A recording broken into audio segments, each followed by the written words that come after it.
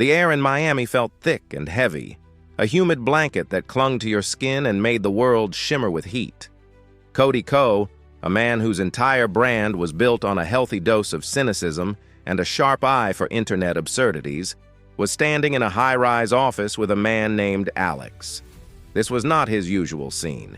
His usual scene was a studio, a camera, and a laptop. Today, he was a character in a movie he was trying to figure out the genre of. Alex was everything a financial guru in a YouTube ad was supposed to be. He was young, impossibly confident, and dressed in a way that screamed casual wealth. A designer t-shirt that probably cost more than Cody's entire outfit, a sleek watch, and a smile that seemed to have been professionally polished. He moved with an easy grace, gesturing out the window at the sprawling cityscape below.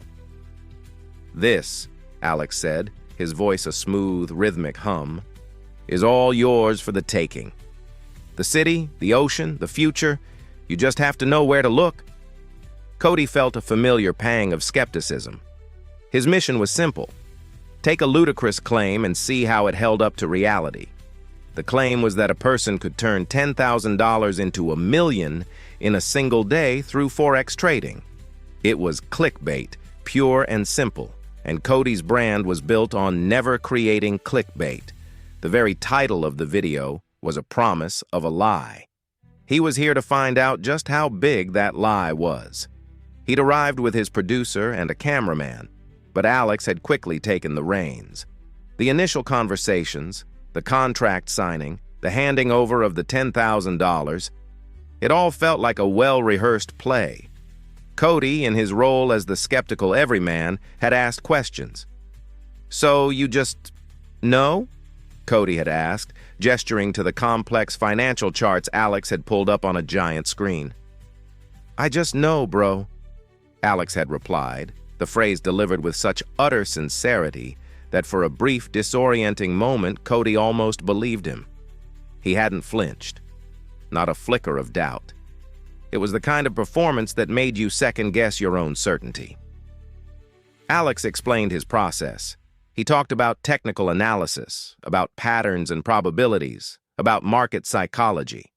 The jargon was delivered at a rapid-fire pace, designed to overwhelm and impress, to make the listener feel small and out of their depth. Cody nodded along, his internal monologue a cynical running commentary. This wasn't about understanding. This was about a performance. The audience wasn't meant to grasp the mechanics. They were meant to be dazzled by the illusion of expertise. The first trade was placed in the most mundane of ways. Alex, with a few clicks of a mouse, committed Cody's entire $10,000 to a trade on the Japanese yen against the New Zealand dollar. There was no grand ceremony, no dramatic countdown. The action felt anticlimactic, especially for a sum of money that Cody knew could be life-changing for many of his viewers. Alex leaned back in his chair and smiled. "Now," he said, his eyes sparkling, "we wait." And that was the genius of it. The waiting wasn't boring. The waiting was the fantasy. Cody was handed the keys to a gleaming midnight blue Porsche. A producer followed them, the camera always on, capturing the spectacle. They drove through the sun-drenched streets of Miami, the wind whipping through the open top. They went to a fancy restaurant, where Alex ordered drinks and food without a glance at the prices. They laughed, they joked. Cody was playing his part, but as the hours went by, he felt himself getting drawn into the dream. The message was so simple, so powerful, and so seductive. While you're out living your best life, your money is working for you. Back at the office, the screen showed a number that was steadily climbing. It was a visual representation of a fantasy coming true. $90,000, then $91,000. The number was moving so fast, it felt unreal. "It's going to hit $1 million, Alex said, his voice casual. "Maybe not today, but soon." "I just know, bro," Cody, in a moment of genuine curiosity, pushed back. "How do you know it's going to go that high?" Alex didn't even bother with a technical explanation. The answer was a dismissive wave of the hand, a slight shrug. The question wasn't important. What was important was the belief. Cody didn't know what a broker was. He didn't know about leverage. He didn't know about spreads and margin calls. He just knew what he was seeing, a screen that said he was getting rich.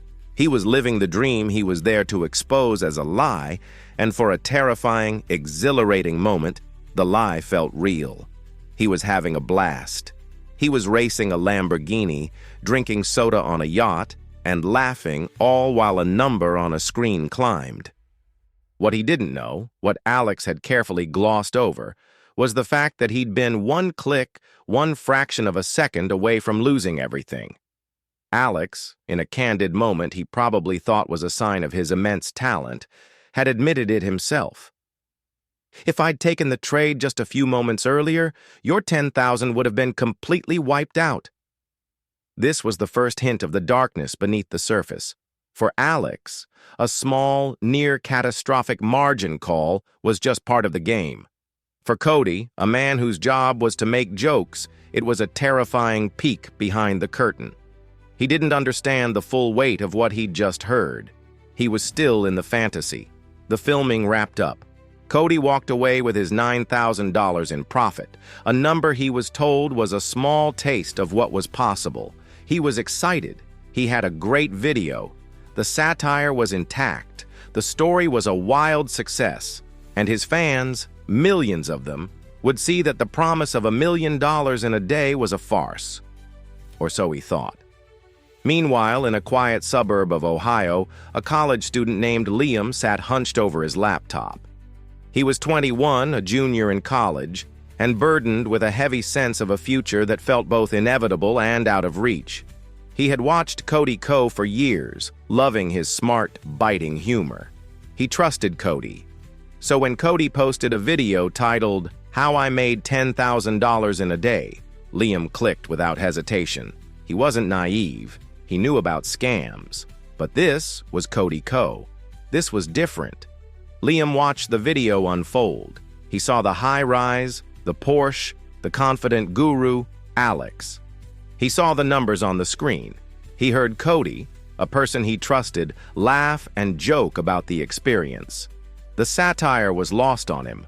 All he saw was the end result, a $9,000 profit in a single day, with no apparent effort. It was a beacon of hope in a world of student loan debt and stagnant job prospects. The message was clear. Why work a dead-end job when you could make money with your phone from a poolside lounge chair? He immediately started researching Alex. He found his social media accounts, his YouTube channel, his website. The images were compelling. Alex was always surrounded by luxury. He drove a Lamborghini, wore custom-made watches, and was always on a yacht or in a private jet. He spoke of his students, who were now killing it and living the dream. Liam was hooked. He saw not a guru, but a mentor. He watched all of Alex's free videos, which were filled with the same vague, inspiring platitudes. "You just have to want it, bro. Believe in the dream and the universe will provide." The real, specific advice was always just out of reach, gated behind a price tag. The final step, the one that would supposedly unlock his financial freedom, was a course called Swing Trading Lab, priced at a hefty $1,500. Liam looked at his bank account. $1,500 was his entire savings. It was money he had meticulously saved from a part-time job as a waiter. It was his emergency fund. He was a finance major, and his professors had warned him repeatedly about the dangers of unregulated markets and get-rich-quick schemes. But this wasn't a scam. Not if Cody Ko was involved. He debated for a week, watching the Cody Ko video over and over, replaying the moments where the numbers on the screen jumped. He even left a comment on the video, a hopeful, slightly desperate question about the broker. He got a reply from a bot, a vague answer that pointed him to Alex's social media. That was the last push he needed. He clicked the link, bought the course, and felt a surge of adrenaline. This was it. This was the start of his new life. He was immediately directed to a broker called LQH Markets. The name sounded professional enough. He deposited his $1,500 and began his journey. He was told to use high leverage, to scale in and scale out of trades. He was told to trust the process. For the first week he did. He followed the signals from the Telegram group that came with the course. He saw small profits, $100 here, $200 there. He was so excited he could barely sleep. He messaged a few people in the chat who all seemed to be making money too. He told his parents he was investing in his future.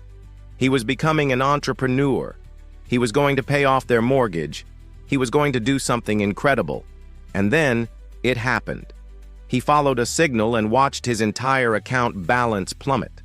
He was in shock. He messaged the group chat, but no one replied. He messaged Alex's team directly, but they told him he must have made a mistake. He reread the disclaimers on the website, a wall of legal text that said past performance was no guarantee of future returns and that trading was highly risky. The truth hit him like a physical blow. He had been a fool. He tried to withdraw what was left of his money, a measly $200. But the option to withdraw was gone. He messaged support. There was no reply. He called the number on the website. It was a disconnected line. His money was gone. His dream was shattered. He had lost it all, and he had no one to blame but himself. Meanwhile, in a quiet office in Los Angeles, Cody was in the editing room. He was a few weeks out from the filming of the video. He had the footage, he had the narrative, and he had the perfect punchline. But something was nagging at him. The comments section of his video was a mess. It wasn't just the usual mix of jokes and praise. It was a rising tide of angry, desperate comments. People were claiming they had bought Alex's course and lost money. They were accusing him of being a shill. One comment, a long, heart-wrenching paragraph from someone named Liam, described how they had lost their life savings, how they had trusted Cody, and how their faith in online content creators was gone. Cody felt a pit in his stomach. The joke had gone too far. The satire, the performance, it had all been too convincing. The fantasy had become reality for some of his viewers, and the reality was a nightmare. He called his producer into the room. "We need to do some more research," he said, his voice flat. "This is not what I signed up for." They started with the basics. They tried to find out more about LQH markets. The results were immediate and disturbing. The broker was offshore, a ghost company with no public records, no identifiable leadership, and no regulation from any major financial body. It was, for all intents and purposes, a black hole. "He's sending people's money into a black hole," his producer said, their voice filled with disbelief. "It's not even about the trading anymore. The money's just gone." The story got even darker. They found a separate set of documents linking Alex to a company called Rocket 21. At first, it seemed like a reputable prop firm, a company that would fund traders who passed a skill challenge. But as they dug, they found a different story. Rocket 21 was not a real prop firm. It was a scam. It made its money when its clients failed, not when they succeeded. Alex wasn't just a promoter. He was a part owner. He was profiting directly from the losses of his own students. He was a casino owner, and his course was just the first bet. Cody felt a cold, hard knot of disgust in his gut. The laughing, joking guy who had given him the keys to a Porsche was a con artist. The effortless wealth was a lie. He was selling a dream, but the reality was that he was profiting from the failures of his followers. The disclaimers, the vague answers, the flashy lifestyle. It all made sense now. They found more. Old videos of Alex, with disclaimers that his trades were on simulated accounts. The millions he claimed to be making in trading profits were from a video game, not the real market. He was playing with fake money, but his followers were playing with their life savings. The investigation was a brutal journey through the seedy underbelly of the internet. They found stories of people who had been scammed out of thousands, of lives ruined, of dreams shattered. They found dozens of videos just like the one Cody had made, all with a similar pattern. A popular influencer, a a flashy guru, a quick and easy profit, and a link to a shadowy, unregulated financial service. Cody felt like he had been part of a con without even knowing it. His own video, meant to be a moment of satire, had become a powerful tool for a scammer. He knew what he had to do. He had to make a new video. But this time, the goal was not to make a joke. The goal was to tell the truth. He had to expose the fraud and warn his audience. He sat down with his team and wrote a new script. The tone was somber, serious, and deeply personal. He would start with the premise of the original video, the promise of $1 million, and then systematically dismantle every piece of the fantasy. He would expose the shady brokers. He would expose the fraudulent prop firms. He would expose the fake trades on demo accounts. He would expose the fact that Alex made his money from selling courses, not from trading. And he would use his own story as a cautionary tale. He would admit his own naivete, his own complicity, and his own moral failing. Meanwhile, Liam had given up. He had taken down all his social media posts. He had stopped talking to his parents about his investing. He had stopped answering his friends' texts. He was a finance major who had just lost all his money to the most basic of cons. He felt a profound sense of shame and stupidity. He was just another statistic, another person who had fallen for the same old lie. He was back to working his part-time job, but now every dollar he earned felt tainted. He had lost his faith in a world that promised so much, but delivered so little. Then one evening he was scrolling through YouTube when he saw a new video from Cody Ko. He almost didn't click. The pain was too fresh, but the title was different. It wasn't about making money, it was about losing it. It was titled, "The Truth About the $10,000 Forex Experiment." He clicked, and for the next 20 minutes he watched. He saw Cody, serious and sober, on screen. He heard him lay out the facts, the damning evidence. Cody showed the documentation of the offshore brokers, the links to the prop firms, the evidence of the demo accounts. He used phrases like financial black hole and casino dressed as mentorship. He admitted that he had been so focused on the satire that he had missed the real danger. Cody didn't just talk about the business side of the scam. He talked about the personal side. He talked about the comments from his viewers, the stories of people who had lost everything. He talked about how the scam didn't just steal money, it stole hope. As Liam watched, he felt a wave of emotions. First, a sense of vindication. He wasn't a fool. He had been conned by a professional. Then a sense of relief. He wasn't alone. Then a deeper, more complicated emotion. A profound sense of gratitude. Cody Ko, a man he had trusted and had felt betrayed by, was now using his platform to make things right. He was telling the truth, and in doing so, he was giving a voice to all the people who had been scammed. Liam finally found the courage to open his laptop and write a comment. He didn't ask for his money back. He didn't ask for a refund. He just wrote a simple message. "Thank you, Cody. You have no idea what this means." The video went viral. It was more popular than the original. It was shared on every platform in every community. The truth spread like wildfire. The story was no longer a joke about making $1 million. It was a serious, chilling expose on the dangers of online scams. The final act of the story was not a confrontation between Cody and Alex. It was a confrontation with the audience. Alex tried to fight back, of course. He made his own videos, accusing Cody of a smear campaign, a political witch hunt. He showed off more cars, more watches, more of his fabricated lifestyle. But it was too late. The illusion was shattered. The facade was gone. The comments on his videos were now filled with the truth. The people he had scammed, who had been silenced, now had a voice. The irony was complete. The whole point of Cody's video had been to prove that people were lazy, that they hated money, that wealth was possible if you just tried something new. But the video became a commercial for Alex's course, for offshore brokers, for the fantasy of effortless wealth. And Cody? He walked away with $9,000 in profit, but almost lost everything twice without even realizing it. He didn't know what a broker was. He didn't care about the risks. He just wanted the spectacle.